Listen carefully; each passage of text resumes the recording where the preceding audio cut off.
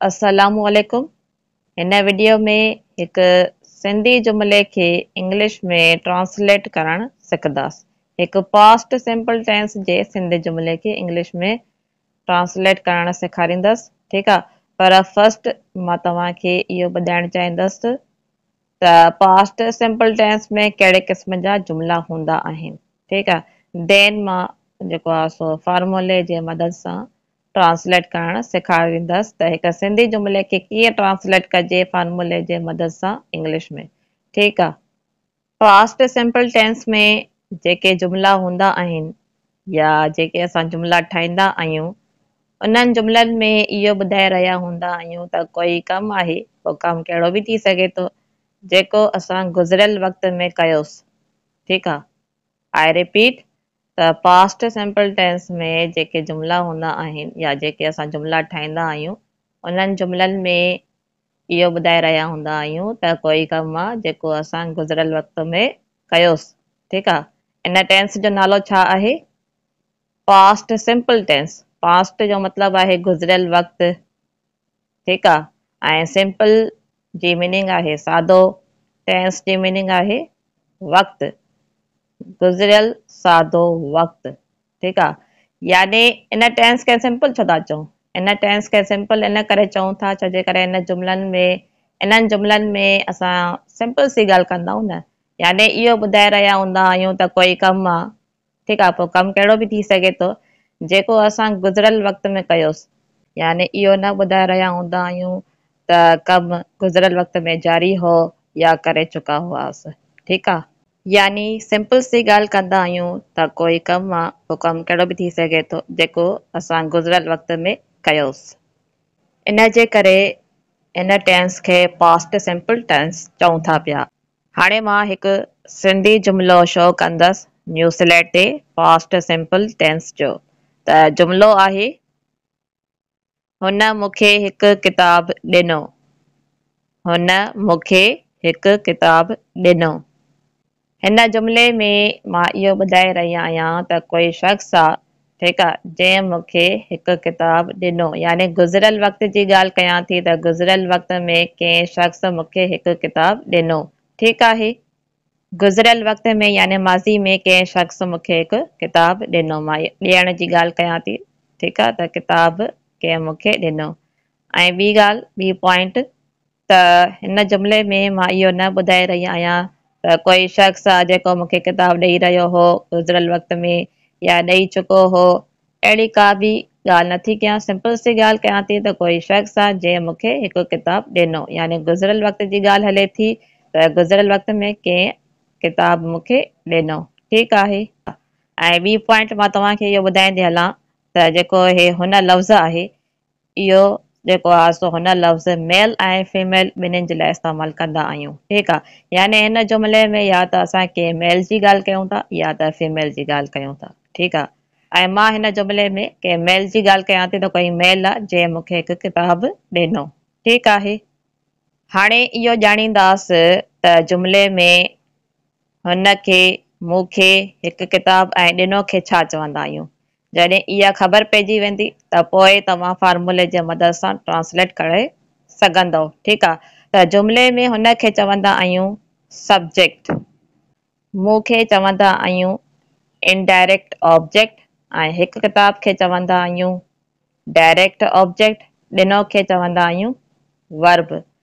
हाणे इहो ॼाणींदासीं त subject, indirect object, direct object ऐं वर्ब छा आहिनि। ठीकु आहे, सब्जेक्ट चइबो आहे कमु कंदड़ खे या जंहिंजे बारे में तव्हां ॻाल्हायो था जुमिले में, उनखे सब्जेक्ट चवंदा आहियूं। ॾिसो, हिन जुमिले में किताब ॾियण वारो कमु कंहिं कयो? हुन कयो, त हुन छा आहे? सब्जेक्ट आहे।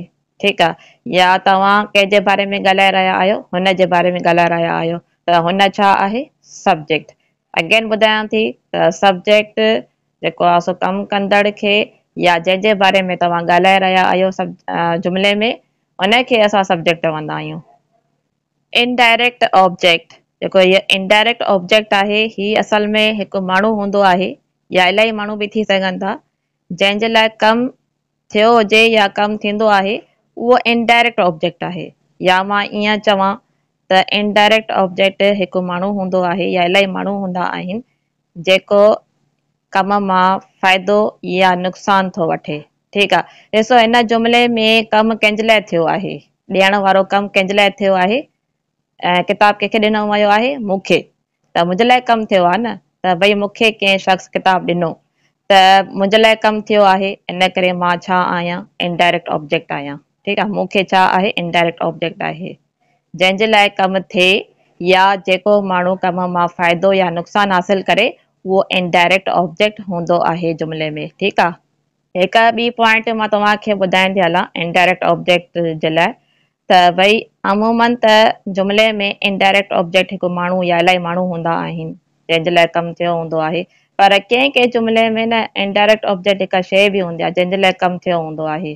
ठीकु आहे, पर हिन जुमिले में त कोई माण्हू आहे जंहिंजे लाइ कमु थियो आहे ॾियण वारो। ठीकु आहे, पर कंहिं कंहिं जुमिले में मतिलबु घटि को अहिड़ा जुमिला हूंदा आहिनि जंहिंमें इनडायरेक्ट ऑब्जेक्ट का शइ हूंदी आहे जंहिंजे लाइ कमु थियो हूंदो आहे या थींदो। जीअं टिनि तरह जा वक़्त हूंदा आहिनि न, कंहिं जुमिले में गुज़िरियल वक़्त जी ॻाल्हि हलंदी आहे, हाणे वारे वक़्त जी ॻाल्हि हलंदी आहे, कंहिं जुमिले में वरी अचण वारे वक़्त जी ॻाल्हि हलंदी आहे, ईअं हुन हिसाब सां। त हिन जुमिले में त गुज़िरियल वक़्त जी ॻाल्हि हले थी, त भई हिन जुमिले में इनडायरेक्ट ऑब्जेक्ट हिकु माण्हू जी ॻाल्हि थी हले, त कोई माण्हू आहे जंहिंजे लाइ कमु थियो आहे या कमु थियो। ठीकु आहे, ॾियण वारो कमु। अच्छा, इनडायरेक्ट ऑब्जेक्ट जे लाइ हिकु ॿी पॉइंट ते बि तव्हांखे ॿुधाइण थी हलां, त भई जीअं मां ॿुधायो त इनडायरेक्ट ऑब्जेक्ट हिन जुमिले में हिकु माण्हू आहे जंहिंजे लाइ कमु थियो। ठीकु आहे, कहिड़ो कमु थियो आहे, ॾियण वारो।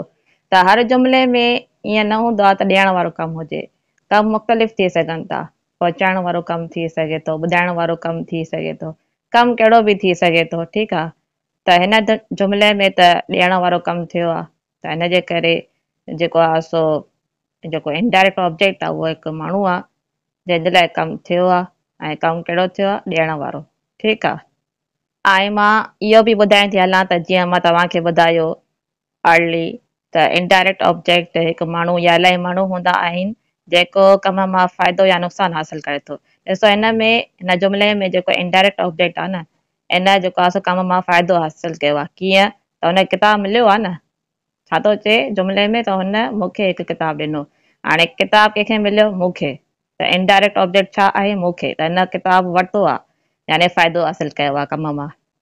हाणे ॼाणींदासीं त डायरेक्ट ऑब्जेक्ट छा आहे। त डायरेक्ट ऑब्जेक्ट हिकु शइ हूंदी आहे जंहिंजे मथां कमु थींदो आहे। ठीकु आहे, डायरेक्ट ऑब्जेक्ट हिकु शइ हूंदी आहे जंहिंजे मथां कमु थींदो आहे। ॾिसो हिन जुमिले में ॾियण वारो कमु कंहिंजे मथां थियो आहे, किताब जे मथां। त किताब छा आहे, डायरेक्ट ऑब्जेक्ट आहे। ऐं हिनखे डायरेक्ट छो था चऊं, छो जे करे डायरेक्टली इन जे मथां कमु थियो आहे, इन जे करे ही डायरेक्ट ऑब्जेक्ट आहे।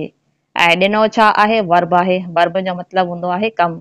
ॾिसो ॾियण वारो, ॾियण छा आहे, कमु आहे, इन जे करे ॾिनो छा आहे, वर्ब आहे। ॾिसो हिन जुमिले में कमु कहिड़ो थियो आहे, ॾियण वारो कमु थियो आहे, इन करे ॾिनो छा आहे, वर्ब आहे। हाणे मां फार्मूलो शो कंदसि ऐं पोइ उन फार्मूले जे मदद सां इन सिंधी जुमिले खे इंग्लिश में ट्रांसलेट कंदासीं। त फार्मूलो आहे, सभ खां पहिरियां सब्जेक्ट ट्रांसलेट कंदासीं, देन वर्ब, थर्ड नंबर ते इनडायरेक्ट ऑब्जेक्ट ऐं फोर्थ नंबर ते डायरेक्ट ऑब्जेक्ट ट्रांसलेट कंदासीं।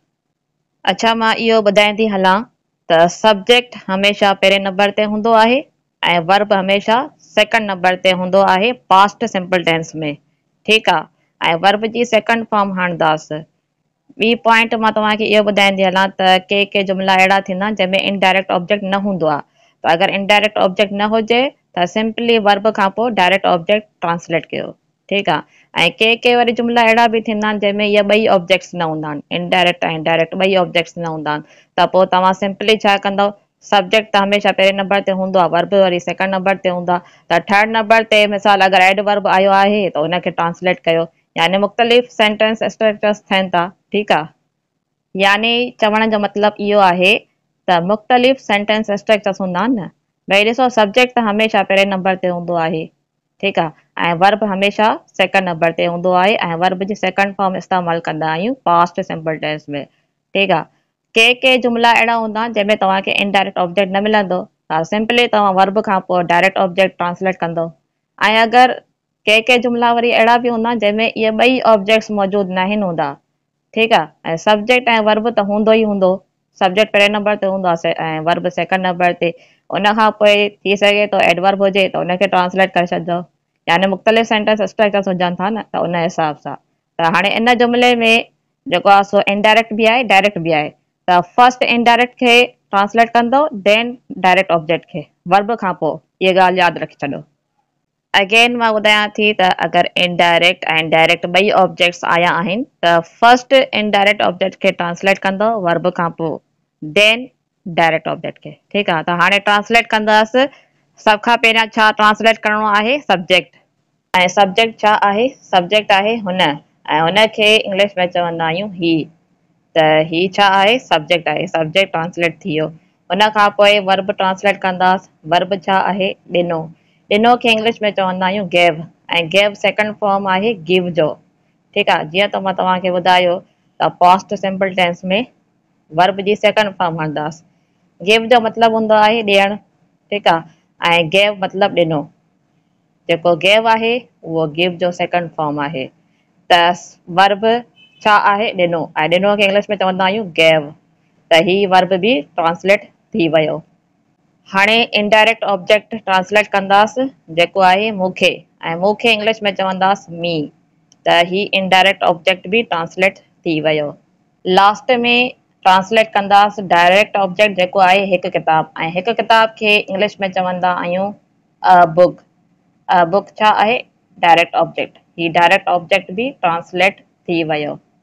अगेन ॿुधायां थी त सब्जेक्ट हमेशह पहिरें नंबर ते हूंदो आहे, ऐं वर्ब हमेशह सेकंड नंबर ते हूंदो आहे, ऐं वर्ब जी सेकंड फॉर्म इस्तेमालु कंदा आहियूं पास्ट सिंपल टेंस में। ऐं अगरि डायरेक्ट इनडायरेक्ट ऑब्जेक्ट ॿई मौजूदु आहिनि सेंटेंस में त पहिरियां इनडायरेक्ट ऑब्जेक्ट ट्रांसलेट कंदो वर्ब खां पोइ, ऐं देन डायरेक्ट ऑब्जेक्ट ट्रांसलेट कंदो, ठीकु आहे। आई होप त तव्हांखे ही लेक्चर समझ में अची वियो हूंदो, ट्रांसलेट करणु अची वियो हूंदो। Thanks for watching. अल्लाह हाफिज़ एंड टेक केयर।